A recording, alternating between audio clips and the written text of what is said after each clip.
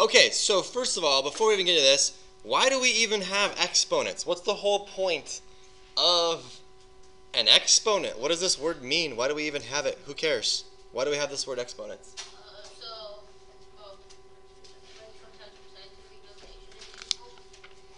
I mean, there has to be a reason, right? It has to be a reason why we have it, right? What if I was interested in, 2 times 2 times 2 times 2 times 2 times 2 times 2 times 2? Yeah, it makes it shorter, right? Like, would I want to write that every single time? No. There's a better way to write that, right? What does this actually mean? Like, this means the number 2, that's the base that I am taking, and I am multiplying it by itself how many times? 1, 2, 3, 4, 5, 6, 7, 8. So a better way to write this would just be this, right? 2 to the 8th.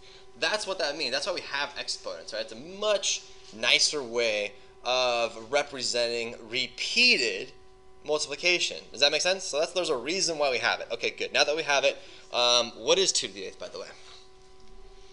No idea. What is it? Let's see here. 2 times 2, 4 times 2 is 8 times 2 is 16 times 2 is 32 times 2 is 64 times 2 is 128 times 2 is? Is this 256? Did we do it right? Is that what that means? Okay, so let me show you how to do this in the calculator really quick. Okay, pause this for a second. Yeah, okay. So here we go. 2 to the caret. The caret button is above the division sign. 2 to the 8th. And we said that was 256. Hey, we got it right. So we can use that on the calculator. Okay, great. Hey, do me a favor. Do me a little favor here. Let's punch in 2 caret. Now, do not push enter. I don't want you to see the answer. I just want you to push a 0 here in the exponent. Okay, don't push the answer yet. So 2 to 0. So we're interested in this right here. So here's the main idea, okay? 2 to an exponent of 0. My question is, I want you to just talk to the person sitting next to you. Bella, you can turn around and talk to the boys, or you get the girls, you can turn around and talk to Bella. However you guys want to do it. But right now, talk to the person sitting next to you. 2 things. What is the answer? Why is that the answer? Okay, ready, set, go. Okay. All right.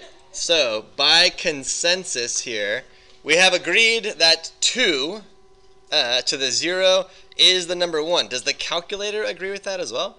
Is 2 to 0, push enter. Huh. It is the number 1. Okay. All right, what about 5 to the 0? What would that be? 1. Also 1. How about negative 3 to the 0? It doesn't matter if it's in parentheses. It does matter if it's in parentheses, right? Okay.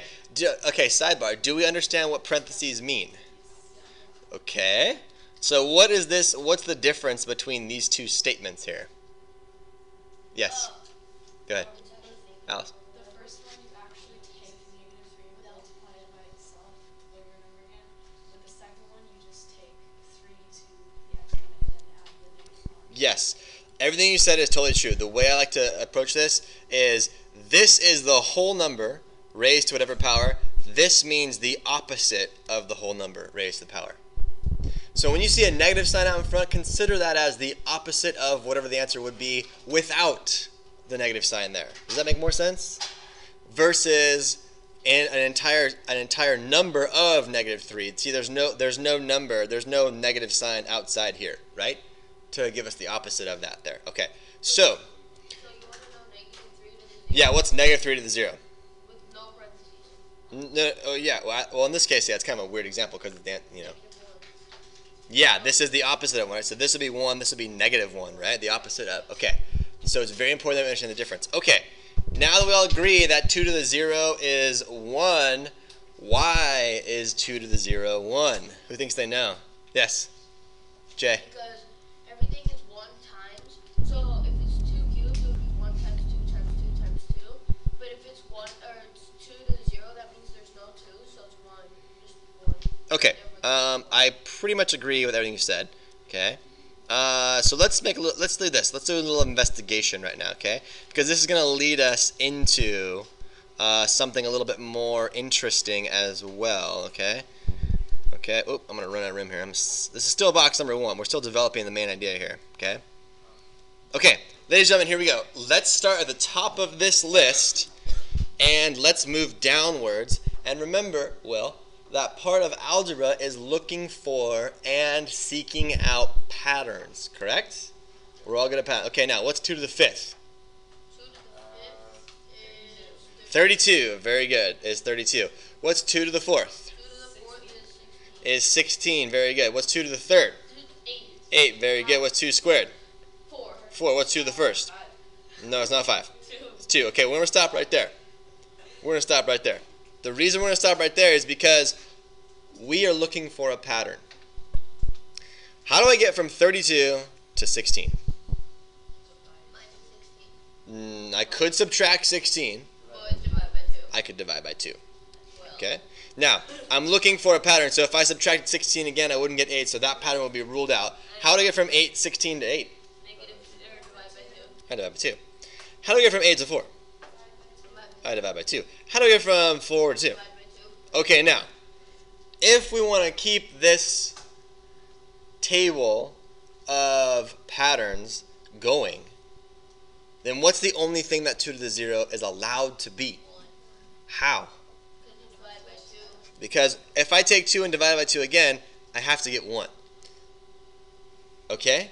Now, this extends the other direction as well. What do I mean by that, the other direction? I mean this. I mean 2 to the negative 1. So you see what I'm doing, right? I'm taking all my integer exponents. 5, 4, 3, 2, 1, 0. Now I'm going backwards, negative 1, right? Still an integer. Integer exponents. How do I deal with this now? Well, okay. I really want to keep this pattern going, because if I break the pattern, right, I haven't really done myself any good. If a pattern has to be true for all the numbers that we use it for. So if I keep this going, what does 2 to the negative 1 have to be? 1 Has to be 1/2, right? We divide by 1 divided by 2 is 1/2. So this has to be 1/2, okay? Let's keep going again. What does 2 to the negative 2 have to be? Yeah, 1/2 divided by 2 is a 4th, right? Okay. So what's going on here? So we're noticing a couple of ideas, okay? The big idea is go inside this box right here, okay? If we have a to the 0 power, we're seeing that a to the 0 power is a value of 1, okay? And then if we have a to the, let's say like negative m power, it's the same thing as 1 over a to the regular m power. So this 1 over is in the numerator right there. 1 over a to the m power. So as we saw here, right? So 2, like let's take a look at this example here. 2 to the negative 2 is the same thing as 1 over 2 squared, which is 1/4. That's where that comes from. Okay, let's see what you got then. Let's practice then. Okay, let's go back to 100%, and let's go on to box number 2. Okay, let's do this. Let's simplify.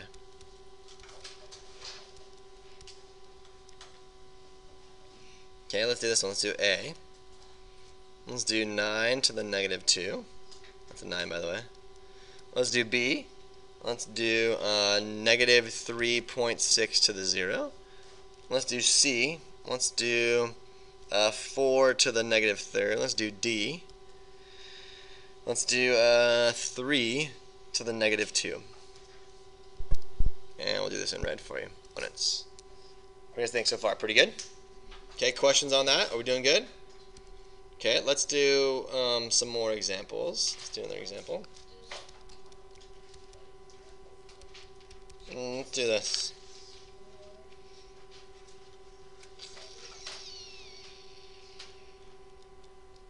Let's do 5a cubed b to the negative 2.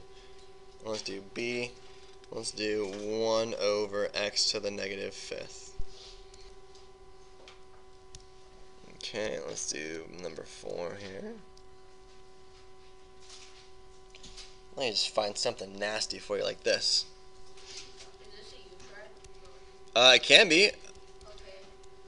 Can you? How about I'll give you 1 over here for us to do, and then I'll give you a U try within this box, okay? So here we go, I'll give you this one.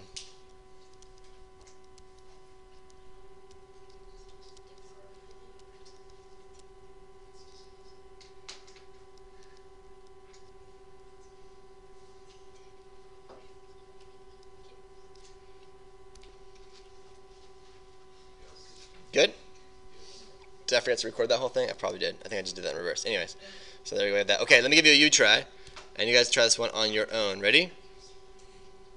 Oh man, that looks pretty nasty. Okay, 5 x to the negative third, y to the negative 2, z to the fifth, over 15 m squared, n to the negative third, r to the negative fifth. Try that with the person sitting right next to you. Ready, set, go. Okay, when I was walking around, I saw a couple classic mistakes here.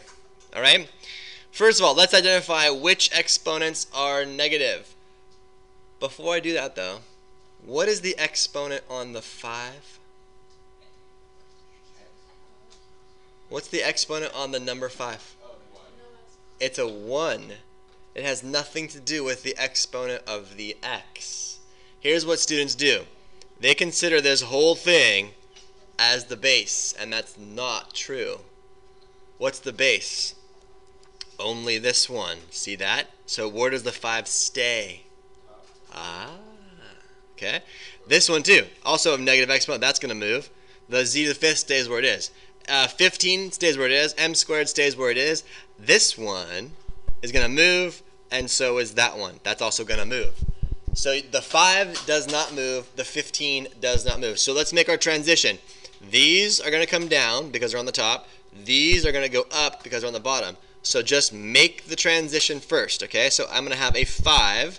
I'm going to have a z to the fifth. My new person up top is going to be n cubed r to the fifth. In my denominator, I'm going to have 15. That's not going anywhere. M squared doesn't go anywhere. Bring this down. This is x cubed. This is y squared. Now all of my exponents are negative, and all of my coefficients, like the number 5 and 15, are staying where they should be. Now, is there anything more I can do? Yeah, make it 1/3. Yes, 5/15 is a third. So the final answer should be z to the fifth, n cubed, r to the fifth, all divided by 3m squared x cubed y squared, and that is the answer.